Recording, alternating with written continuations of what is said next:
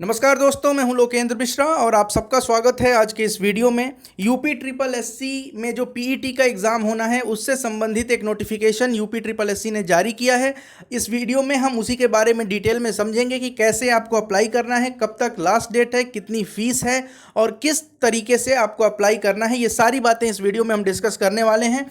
और ये जो वैकेंसी है ये काफ़ी इंपॉर्टेंट वैकेंसी है, क्योंकि यूपी ट्रिपल एससी यानी कि अधीनस्थ सेवा चयन आयोग उत्तर प्रदेश के द्वारा ग्रुप सी और ग्रुप डी में जितनी भी सरकारी नौकरियां आती हैं वो सब की सब इसी आयोग के द्वारा आती हैं।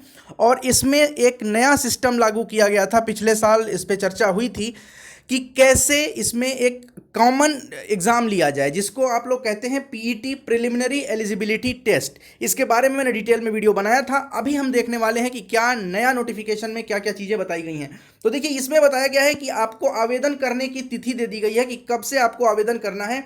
और इसके प्रारंभ होने की तिथि है 25/5/2021 यानी 25 मई से आप इसको भर सकते हैं।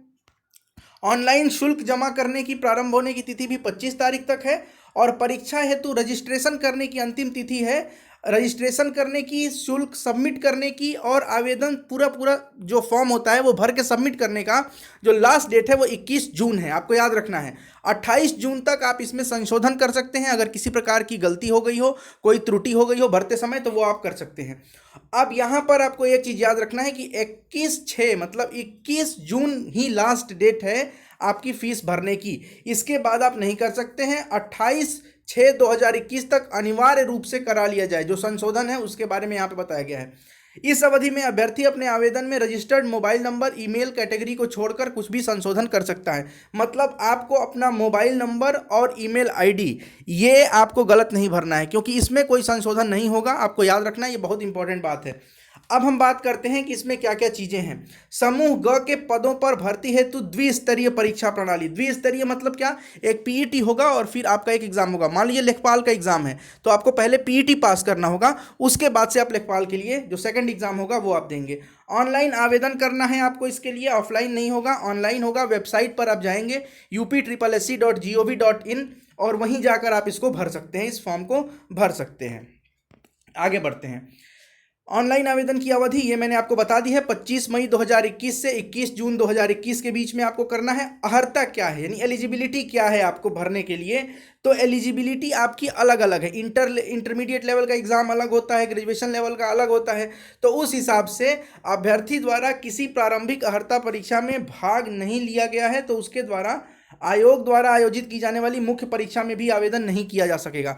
चूंकि जितने भी ग्रुप जो ग है, समूह ग के जितने भी परीक्षा होंगे उसमें दो परीक्षा होनी है, एक पीईटी और एक दूसरा जो मेंस आप समझ लीजिए। तो पीईटी अगर आपने नहीं भरा तो आप दूसरा परीक्षा भी नहीं दे पाएंगे, ये इसमें कहा गया है। आयोग की परिधि में आने वाले पद, अब कौन कौन से पद हैं जो कि आप इसके अंतर्गत भर सकेंगे? तो देखिए, उत्तर प्रदेश अधीनस्थ सेवा चयन आयोग अधिनियम 2014 की धारा 2 में उल्लेख है कि उपबंध समूह ख से निम्न समूह ग के ऐसे समस्त सीधी भर्ती वाले पदों के संबंध में जिसके अंतर्गत सचिवालय के भी कुछ पद हैं, ठीक है, या फिर राज्य द्वारा स्थापित या नियंत्रित किसी भी बोर्ड या निगम के समूह ग के जो पद हैं, मतलब ग्रुप सी वाले जो पोस्ट होते हैं उनके बारे में जोड़ सकती है, हटा सकती है। बाद में इसको सरकार अपना चेंज भी कर सकती है। यहाँ पे ग्रेड पे वगैरह दिया हुआ है 9300 से 34,800। ये सब आपको ज़्यादा जानने की जरूरत अभी नहीं है।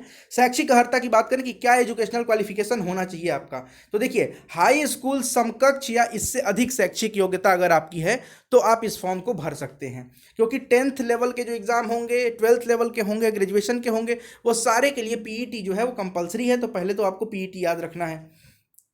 इसके आधार पर जो शॉर्टलिस्ट किए जाएंगे, पीईटी के रिजल्ट के बाद जो लोग शॉर्टलिस्ट किए जाएंगे वो मुख्य परीक्षा होगा या फिर कोई टाइपिंग टेस्ट वगैरह है, कोई फिजिकल टेस्ट है, तो वो उसके लिए एलिजिबल होंगे। इसके बाद हाई स्कूल अथवा इसके समकक्ष से कम अनिवार्य अर्हता के ऐसे पद जो आयोग के परिधि में आते हैं, यदि उनका अधियाचन प्राप्त होता है तो निर्णय के अनुसार, मतलब नेक्स्ट एग्जाम जो है उसके बारे में ये बताया गया है। आयु सीमा के बारे में बात करें तो देखिए, मैक्सिमम आयु सीमा आपकी होनी चाहिए 40 वर्ष, 18 वर्ष से लेकर 40 वर्ष। हालांकि कुछ ऐसे पोस्ट भी होंगे जिसमें मिनिमम एज आपका 21 वर्ष माना जाएगा।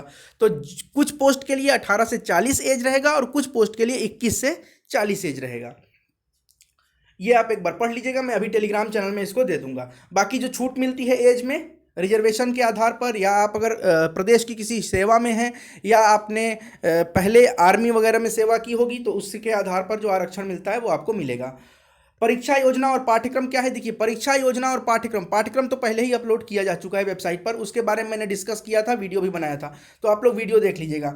नॉर्मलाइजेशन वाली बात याद रखिएगा आप लोग कि इसमें भी नॉर्मलाइजेशन होगा। जैसे मान लीजिए कि 25 लाख लोगों ने फॉर्म अगर भर दिया, तो 25 लाख लोग एक ही दिन तो एग्जाम देंगे नहीं, 10 दिन 15 दिन में पेपर होगा, अलग अलग शिफ्ट आपको बांटी जाएगी ऑनलाइन एग्जाम के लिए, तो वहां पर नॉर्मलाइजेशन होता है। नॉर्मलाइजेशन का मतलब है, अगर एक पेपर में किसी ने 100 में 70 नंबर लाया, किसी शिफ्ट में मैक्सिमम 70 गया, किसी शिफ्ट में पेपर हार्ड आ गया तो 60 गया, तो दोनों के बीच में कोई ऐसा मतभेद ना हो कि मेरा पेपर टफ था, मेरा पेपर इजी था, इसलिए नॉर्मलाइजेशन की प्रक्रिया भी इसमें रहेगी।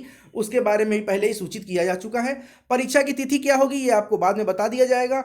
स्कोर क्या है? तो स्कोर जो भी आप लाएंगे पीईटी में वो 1 साल तक के लिए मान्य रहेगा। अगर आपने 100 में से 80 नंबर लाए तो 80 नंबर वो 1 साल तक के लिए मान्य होगा। उस 1 वर्ष के बीच में जितनी भी परीक्षाओं की मुख्य परीक्षा होगी उसमें आप बैठ सकेंगे। आवेदन कैसे करें? तो ऑनलाइन एप्लीकेशन है, आपको वेबसाइट पे जाना है। वेबसाइट पर जाके सबसे पहला क्या काम करना है? सबसे पहला काम है कि आपको अपना रजिस्ट्रेशन करना है वहाँ, जो मैंने पहले ही बताया था कि OTR रजिस्ट्रेशन कर लीजिए। जिन लोगों ने किया होगा अच्छी बात है। फिर आपको फोटो और सिग्नेचर अपलोड करना है। फिर आपको जो बचा हुआ फॉर्म है उसको कंप्लीटली फिल करना है। उसके बाद आपको फीस देना है, और फीस के बाद से आपको फाइनल फॉर्म सबमिट कर देना है, और उसकी प्रिंट आउट लेकर आपको अपने पास रख लेना है। ठीक है, ये सारी प्रक्रिया आप चाहें तो एक बार में पूरा कर लें, नहीं तो आप चाहें जब मन करे तब पूरा करें, लेकिन डेट के समय के पहले ही कर लिया जाए इसको। आवेदन की प्रक्रिया क्या है? कैंडिडेट रजिस्ट्रेशन में क्या करना होगा? तो देखिए, आपको अपने संबंधित सूचना भरना होगा, ईमेल आईडी वगैरह भरनी है, आपकी निवास, जन्मतिथि, वैवाहिक स्थिति, लिंग, पिता पति का नाम, ये सारी चीज़ें जो होती हैं वो भर देना है, सब सही सही भरना है। आपको एक वेरिफिकेशन कोड आएगा, उस वेरिफिकेशन कोड पर सबमिट करना है, तो आपको एक 11 नंबर का वेरिफिकेशन कोड मिल जाएगा। रजिस्ट्रेशन नंबर जो आपका होगा वो आपको मिल जाएगा वहाँ पे। एप्लीकेंट सेगमेंट में आप जाएंगे तो नो योर स्टेटस होगा, वहाँ से आप प्रिंट कर सकते हैं रजिस्ट्रेशन की स्लिप, डुप्लीकेट रजिस्ट्रेशन स्लिप आप वहाँ से प्रिंट कर सकते हैं। उसके बाद सेकंड काम आपको करना है कि फ़ोटो आपको वहाँ पे पोस्ट करनी है। फ़ोटो और सिग्नेचर ये अपलोड करना होगा आपको। ये अब यहाँ पे लिखा है कितना कितना होना चाहिए, वो आप देख लीजिएगा एक बार, मैं अभी इसको भेज रहा हूँ टेलीग्राम चैनल में। तीसरा जो है वो तीसरा स्टेप है, वो फॉर्म में जो और चीज़ें बची हुई हैं, शैक्षिक योग्यता वगैरह, वो आपको भरना है। फिर एक डिक्लेरेशन आएगा, डिक्लेरेशन में आप क्या करेंगे, वहाँ पे टिक किया जाता है कि सारी चीज़ें जो मैंने भरी हैं वो सब कुछ सही है, ये सारी चीज़ें। और कंप्लीट फॉर्म आप SBI से या किसी भी, जैसे भी आपको पेमेंट करना है आप पेमेंट करेंगे, और पेमेंट करने के बाद फीस जब आप जमा कर देंगे उसके बाद आप फाइनल सबमिट करके उसका एक प्रिंट आउट ले लेंगे। बात करें फीस कितनी है, तो देखिए, जनरल के लिए 185 रुपये लगेगा आपका, अन्य पिछड़ा वर्ग यानी OBC के लिए भी 185 रुपये, अनुसूचित जाति SC के लिए 95 रुपये, अनुसूचित जनजाति ST के लिए 95 रुपये, और विकलांगों के लिए 25 रुपये लगेंगे आपको। इतना आपको याद रखना है, ठीक है। ये सारी चीज़ें हैं आपको, और उसके बाद आपको फाइनल प्रिंट आउट ले लेना है। संशोधन करने के लिए मैंने बताया कि 28 जून तक आप उसमें संशोधन भी कर सकते हैं। कुछ महत्वपूर्ण अनुदेश हैं इसमें, वो क्या है? तो ये है जो आप लोग आरक्षण वाली चीज़ें हैं, या खेल से संबंधित कोई अगर खिलाड़ी वगैरह है तो उसके बारे में जो आपको भरना होगा वो यहाँ पे डिटेल में दिया है, आप उसको देख सकते हैं। इसके साथ साथ ये मैं भेज रहा हूँ तो आप इसको पढ़ लीजिएगा। महिला आरक्षण से संबंधित चीज़ें, EWS आरक्षण से संबंधित चीज़ें, ये सब इसमें लिखा हुआ है। अब आपको याद रखना है क्या क्या करना है। ऑनलाइन आवेदन सबमिट हो जाने के पश्चात आवेदन में संशोधन की अंतिम तिथि तक ही आवेदन वो संशोधन किया जा सकेगा।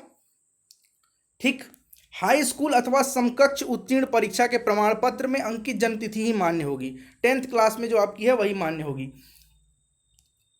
बाकी चीज़ें स्वप्रमाणित करके समय पर अगर ज़रूरत होगा तो आपको सेल्फ अटेस्ट करके ये सारी चीज़ें देनी होंगी, वो तो बाद की बात होती है।